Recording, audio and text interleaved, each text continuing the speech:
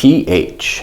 TH is very common in English and need to know how to say correctly. TH will be your tongue and your teeth. So almost bite down on your tongue and blow.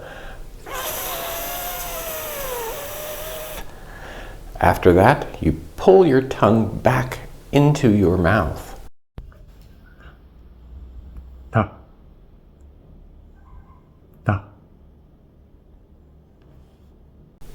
This is many words like you can have it the rumble, the, or we say breathless as with thank you. With the 3 thin threads. So 2 different sounds with TH. This and thank you.